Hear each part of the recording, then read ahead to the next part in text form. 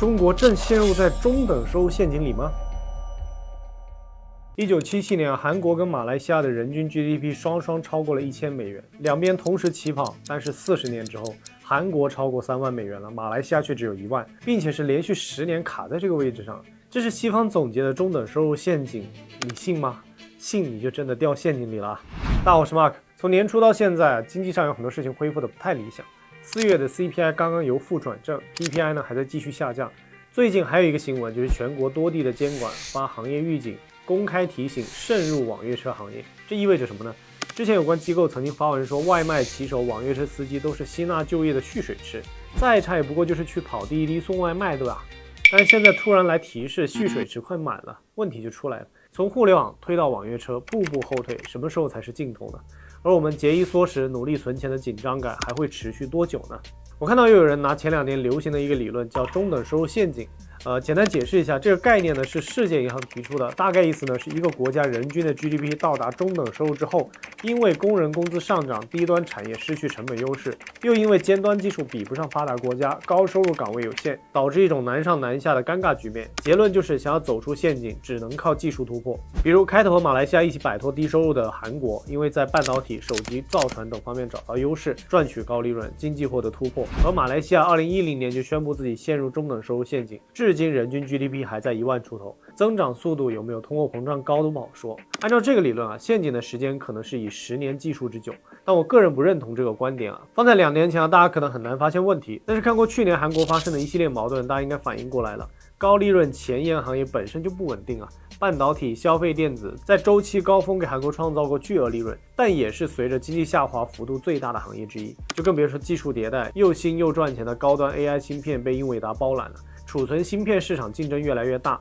而韩国另一项优势大轮船也被技术成熟的中国分走了不少订单。经济学家从趋势预测2020年韩国年均增长率将下滑至 2.1%， 所谓度过中等收入陷阱的韩国又陷入了新的收入陷阱。这个时候你再回头看，马来西亚、墨西哥、阿根廷等等国家陷入了中等收入陷阱不假，但是作为成功案例的韩国和日本爬出来的方式很可疑1965年韩日建交，美国为了维护韩国的安全跟稳定，向韩国提供了大量的经济援助和技术支持。美国的一些半导体企业如仙童、飞利浦等等开始在韩国设立合资企业或者分公司。80到90年代，欧美船厂关停，工业皇冠上的明珠之一 LNG 运输船的制造向日韩转移。这个故事的时间线中间，日本因为发展速度太快了，产业挤压到了美国本土，在1985年吃了一张红牌，日元迅速升值，日本产品本来存在的价格优势一夜之间被人工抹平，然后发生了一连串的反应，让他们也陷入中等收入之后的第2次收入陷阱。这样看，如果只是从产品技术优势或者是不是足够便宜这2点，收入陷阱对几乎所有国家都很公平，和发展程度无关。想要消灭陷阱，除非自己当裁判。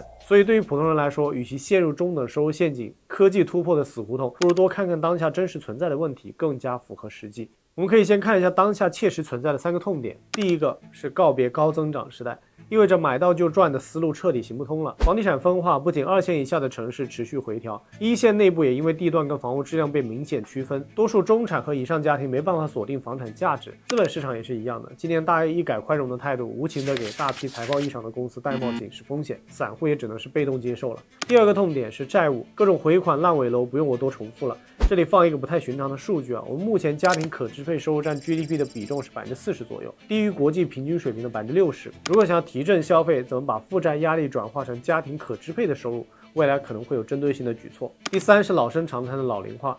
我们老龄化速度会比曾经的日本还要更快一些。向上看，债务压力也让财政不可能无限偏袒养老金，个人根据需求增强自身的养老跟下一代的教育会逐渐成为常态。这3个痛点会在相当长一段时间里面直接影响大众家庭。这里我也简单提3点建议第一点，如非必要，最好减持投资性房产。虽然说世界上总会有新的有钱人，但有钱人买房只会买最好的那一批刚需住房在保障不断加码的情况下只会是刚需，改善房不是毫无机会，但是综合风险收益性价比实在是太低了。普通家庭最好不要盲目参与。相对来说，现在比较容易获得的，能够满足安全和稳健收益率的2个必要条件的大额蓄水池，一个是大额存单，对应3到5年中短期存款的需求；另一个就是储蓄险了，对应10到20年，比如说养老、子女高等教育、资产传承之类的长期需求。这2个都是以稳为主，有明确的条款保障的产品。区别呢是流动性比较好的大额存单收益稍微低一点。我看到目前最高银行能开出5年期单利2.7%，大部分是落在3年2.5%左右。当然到期之后还想继续存，利率就还要看到时的情况了。储蓄险则是预定利率相对高，头部的养老年金能有复利3%，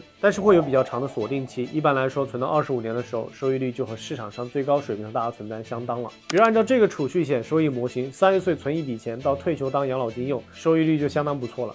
至于存款方的我们会认为，长期储蓄是锁住存款的监狱呢，还是锁定利率的金钥匙呢？这就要看你的具体的用途了。储蓄的目标是对应需求，选择对应的工具，实现效益的最大化。所以这方面我也收集了一些资料，有兴趣的可以发长期资产找我拿。接着说第3点建议啊，谨慎配置股债。股的方面刚刚已经说了，不符合要求的公司会被严格要求按照大 A 流程代帽甚至清退，投资人风险上升。而最近2年债市也不平静啊，前一段时间超长期国债开放交易的时候，居然出现了几分钟内上涨25%，收盘又跌掉了20%的历史性事件。这下买股的、买债的、吃瓜的都被吓到了。原来家长给国债交易定 R3 风险真不是没原因的，当然也不是让大家不买，这些工具都是资产配置的一部分，都可以按照需求适当取用，但是买之前做好功课总是更稳妥一些。OK， 我是 Mark， 今天视频就到这儿，我们下期见。